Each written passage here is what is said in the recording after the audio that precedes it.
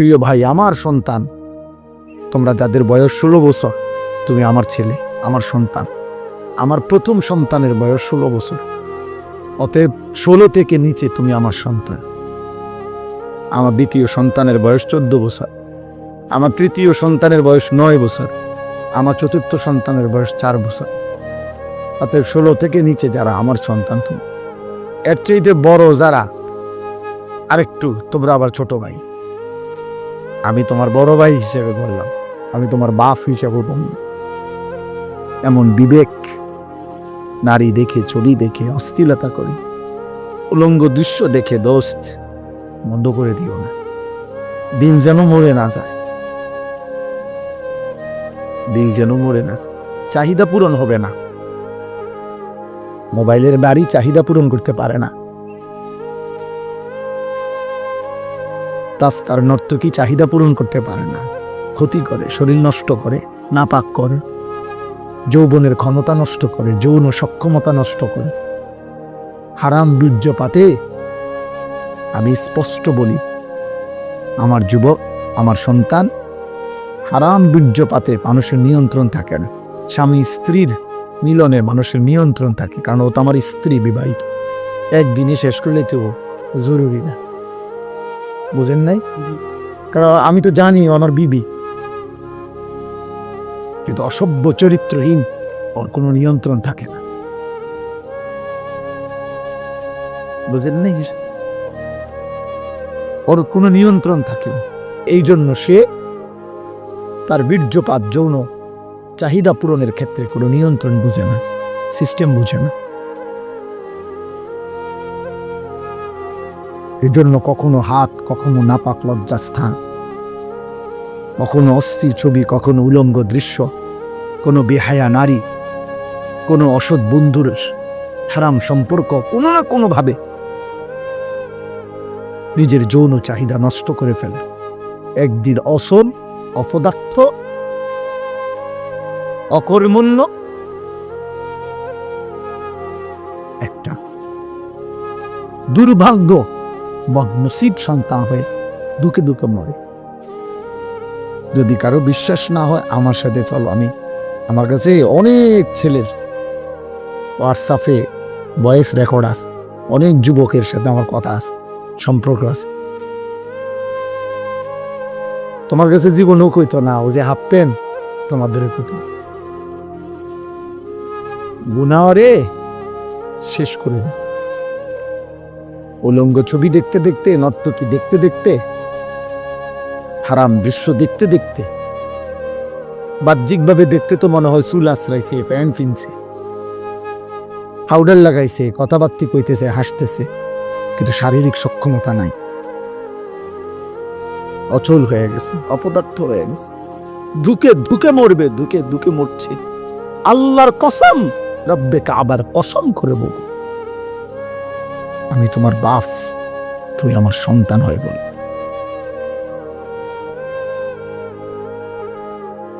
তোমরা বেনামাজি ছেলের এবং মোবাইলে আসক্ত ছেলে, যারা নিয়মিত মোবাইল, বড় মোবাইল ব্যবহার করো, তোমরা এখন দাঁড়াও।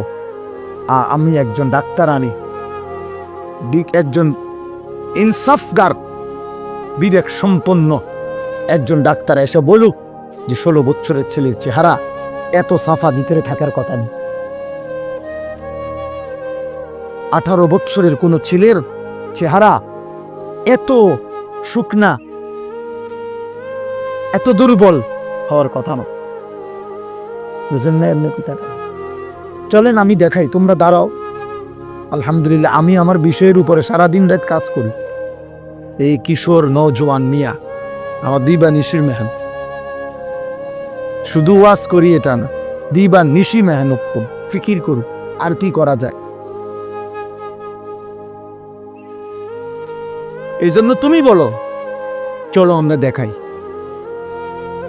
গুনার থেকে পবিত্র, মোবাইলে আসক্ত না, নারী দেখে না, ছবি দেখে না, উলঙ্গ দৃশ্য দেখে না, 5 ওয়াক্ত নামাজ পড়ে, আল্লাহর কসম।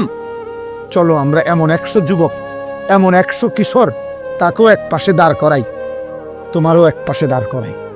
এরকম 100 দুই দিকে একজন ডাক্তার এসে চিকিৎসা করুক, দেখুক, উনি বলুক উনি বলে দিবে ওয়েট। প্রত্যেক ডাক্তার মাফে মাফে না, ডাক্তাররা বয়স জিগা, ডাক্তাররা ওয়েট মাফে, ওজন কত বলে।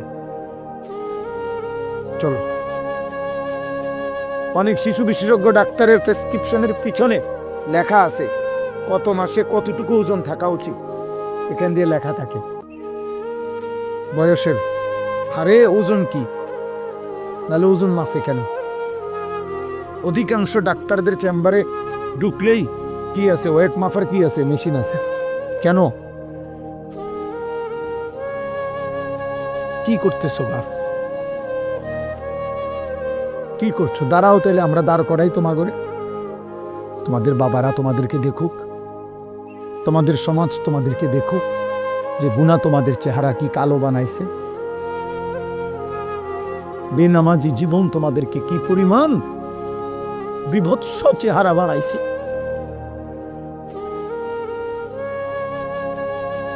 কারে দেখো আব্বা? মোবাইলে কার ছবি দেখো? তোমার মা? ওই নারী তোমার মা? এই বেহায়া, যাকে দেখো ওই বেহায়া নারী ও তোর মা?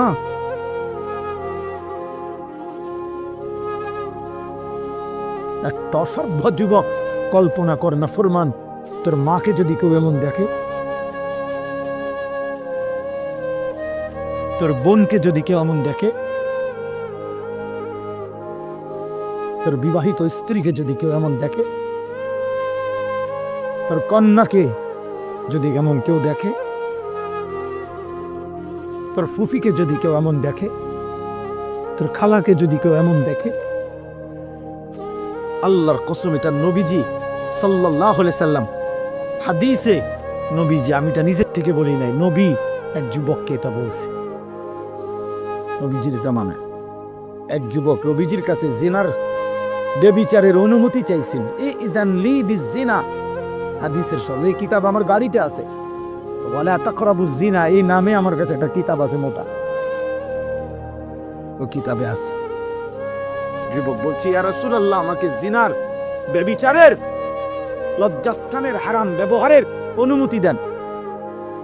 নবীজি বলছে, যুবক শোনো তো। নবীজি তাকে তখন 5টা কথা বলছে, আফাতুহিব্বুহু লি উম্মিক, আফাতুহিব্বুহু লি ইবনাতিক, আফাতুহিব্বুহু লি উখতিক, আফাতুহিব্বুহু লি আম্মাতিক, আফাতুহিব্বুহু লি খালাতিক। যুবক, তুমি কি পছন্দ করো তোমার মায়ের সাথে কেউ জিনা করুক, তোমার মেয়ের সাথে কেউ জিনা করুক, তোমার বোনের সাথে কেউ জিনা করুক, তোমার খালার সাথে কেউ জিনা করুক, তোমার ফুফির সাথে কেউ জিনা করুক? আল্লাহর কসম ছেলেরা, ওই যুবক বারবার চিৎকার দিয়া বলছে, লা ইয়া রাসূলুল্লাহ, লা লা লা লা লা, না না না না নবী, আমার মনের সাথে জিনা করা আমি মেনে নেব না। আমার মেয়ের সাথে না, আমার বোনের সাথে না, আমার খালার সাথে না, আমার ফুফির সাথে না।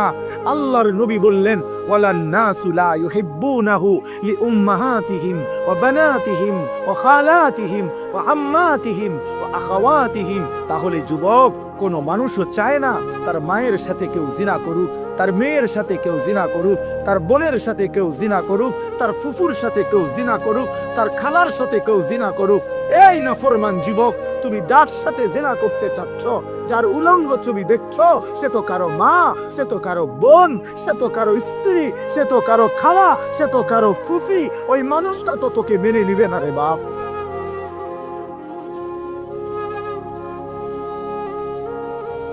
কার মা দেখোস?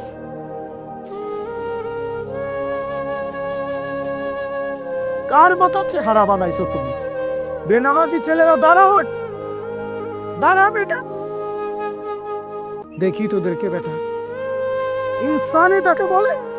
মুসলমানের বাচ্চা এমন হয়? মুসলমানের ঘরে জন্ম নিছ? দাঁড়াও, এখন এলে আমি দাঁড় করাই, আমার অনুমতি দেন, আমি দাঁড় করাই। বেনামাজি অসতের চেহারা তো দেখলেই চেনা যায়। বেনামাজি তো অসভ্য, বেনামাজি তো গাদ্দার, এই গাদ্দার রে তো দেখলেই চেনা যায়। বেনামাজি তো বিয়াদব, বেনামাজি তো মুতাকাব্বির, বেনামাজি রাজিম, এমন অভিশপ্ত, এমন বিতাড়িত, মূলত যাকে পাথর মেরে তাড়িয়ে দেওয়া উচিত। শয়তানকে রাজিম কেন বলে? আল্লাহ যেদিন সেজদা দেয় নাই, কোরআন শরীফ আছে, সেদিনই আল্লাহ তাকে বলছে ফখরুজ ফাইন্নাকা রাজিম। আল্লাহ বলছে ইবলিস সেজদা দিলি না, বেরো, বেরো, আজকে থেকে তুই রাজিম। আউযু বিল্লাহি মিনাশ শাইতানির, এই যে এই রাজিম শয়তানকে বলা হয়েছে যেদিন সেজদা দেয় না। আর রাজিম বলে কাকে? শোনো ভাইয়া, তাফসীরের মধ্যে আছে রাজিম মানে হলো ওই ব্যক্তিকে, ওই সত্তাকে বলে রাজিম যাকে মূলত পাথর মেরে মেরে তাড়িয়ে দেওয়া উচিত। আল মাতরুদ, যাকে বিতাড়িত করে দেওয়া উচিত। এই জন্য অর্থটাই রে বলে যে আমি বিতাড়িত শয়তান হতে আল্লাহর কি চাচ্ছি? এ বিতাড়িত শব্দের আরবি কি? রাজিম, যাকে পাথর মেরে বিতাড়িত করে দেওয়া, এই সমাজচ্যুত করা উচিত। এই জন্য রজম এই তাফসীরে আছে, আমি নিজে পড়ছি।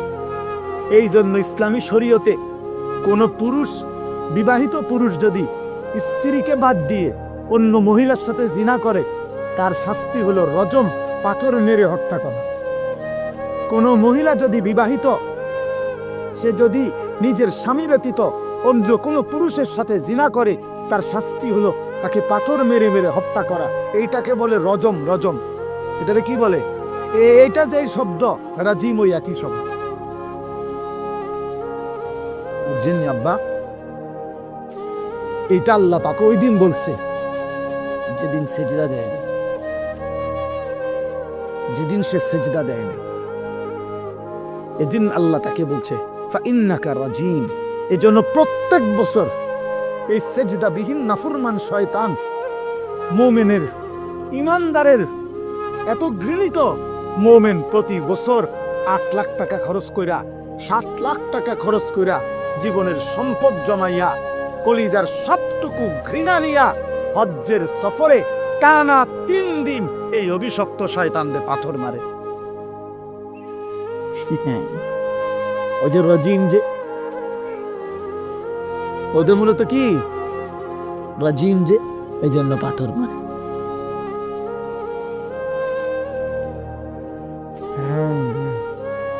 এই জন্য মূলত তো বেবিচারী পুরুষ নারী